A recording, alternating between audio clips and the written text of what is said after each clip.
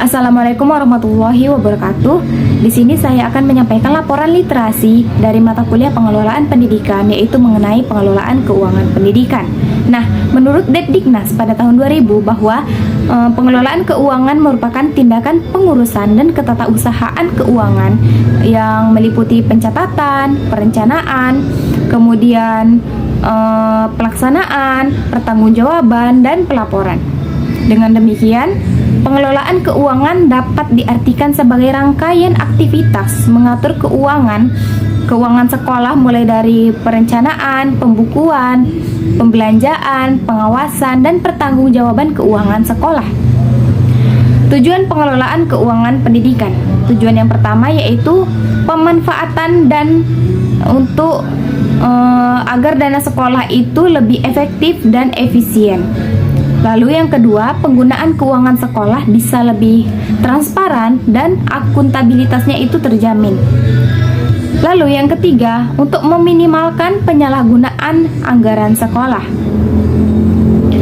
Prinsip-prinsip pengelolaan keuangan sekolah. Prinsip yang pertama itu ada transparansi atau keterbukaan. Keterbukaan sumber keuangan dan jumlahnya, rincian penggunaan, dan pertanggungjawabannya itu harus jelas, sehingga bisa memudahkan pihak-pihak yang berkepentingan untuk mengetahuinya. Lalu yang kedua ada prinsip akuntabilitas.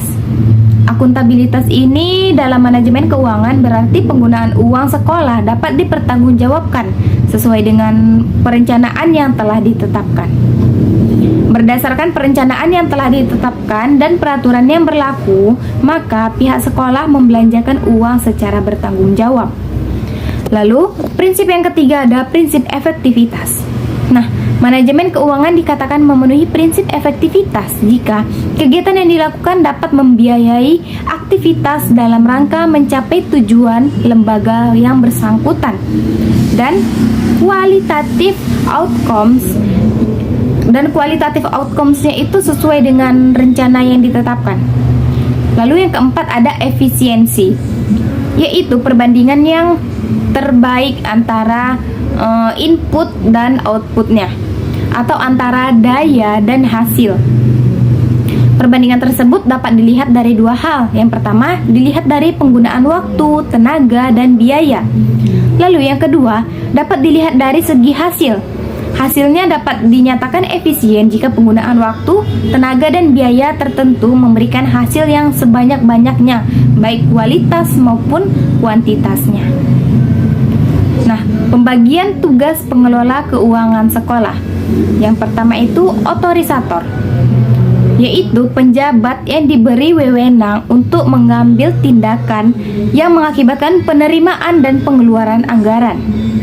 Yang kedua ada ordinator, yaitu pejabat yang berwenang melakukan pengujian dan memerintahkan pembayaran atas segala tindakan yang dilakukan berdasarkan otorisasi yang telah ditetapkan.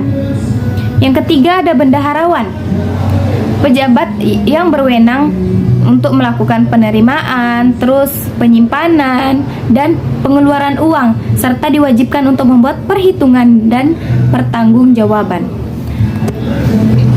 Lalu ada kepala sekolah. Nah, kepala sekolah ini sebagai pengelola, ia berfungsi sebagai otorisator dan diberi fungsi ordinator untuk memerintah. Namun tidak dibenarkan untuk melaksanakan fungsi bendaharawan. Pengelola keuangan sekolah ini berkewajiban untuk menentukan keuangan sekolah, kemudian cara mendapatkan dana untuk infrastruktur sekolah, serta penggunaan dana tersebut untuk membiayai kebutuhan sekolah. Tugas pengelola keuangan antara lain, yang pertama yaitu pengelolaan untuk perencanaan perkiraan. Kemudian yang kedua adalah pengelolaan untuk memusatkan perhatian pada keputusan investasi dan pembayarannya. Kemudian yang ketiga, pengelolaan kerjasama dengan pihak lain. Lalu yang keempat, pembangunan keuangan dan mencari sumber dananya. Lalu kita akan membahas strategi yang harus dimiliki pengelola keuangan, yaitu ada strategi planning, yaitu berkaitan antara tekanan internal dan kebutuhan eksternal yang datang dari luar. Terkadang unsur analisis kebutuhan, proyeksi, lalu peramalan ekonomi dan finansial. Lalu ada strategi manajemen, yaitu mengelola proses seperti perencanaan strategi instruktur organisasi, kemudian ada kontrol dan kebutuhan primer. Lalu yang terakhir ada strategi thinking, yaitu kerangka dasar untuk merumuskan tujuan dan hasil secara berkesinambungan. Sumber-sumber keuangan sekolah. Nah, sesuai dengan yang ada di pasal 46 ayat 1, tepatnya di Undang-Undang Nomor 20 Tahun 2003 tentang Sistem Pendidikan Nasional, pendanaan pendidikan itu menjadi tanggung jawab bersama antara pemerintah dan pemerintah daerah dan masyarakat. Kemudian dalam pasal 1 Undang-Undang Nomor 20 Tahun 2003 ini tepatnya itu pada ayat 27 yang berbunyi, masyarakat adalah kelompok warga Indonesia dan non-pemerintah yang mempunyai perhatian dan peranan dalam bidang pendidikan. Kemudian dilanjut pada ayat ke-28 yang berbunyi, pemerintah adalah pemerintah pusat. Lalu dilanjut dengan ayat 29 yang berbunyi, pemerintah daerah adalah pemerintah provinsi, kabupaten, atau pemerintah kota. Lalu sumber-sumber pemasukan sekolah bila berasal dari pemerintah pusat maupun daerah, usaha mandiri sekolah, orang tua siswa, dunia usaha dan industri, sumber lain seperti hibah yang tidak bertentangan dengan peraturan perundang-undangan. Kemudian yayasan penyelenggara pendidikan bagi lembaga pendidikan, swasta serta masyarakat luas. Sumber-sumber pemasukan sekolah ini yang pertama itu ada dana dari pemerintah. Nah, disediakan melalui jalur anggaran rutin dalam daftar isian kegiatan yang dialokasikan kepada semua sekolah untuk setiap tahun ajaran. Kemudian memberikan dana BOS.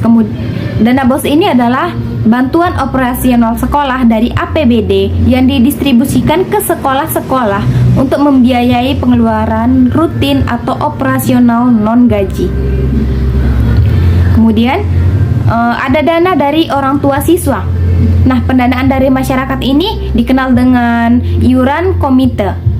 Nah, besarnya sumbangan dana yang harus dibayar oleh orang tua siswa itu ditentukan oleh rapat komite, yaitu yang pertama itu ada dana tetap per bulan. Lalu yang kedua ada dana insidental.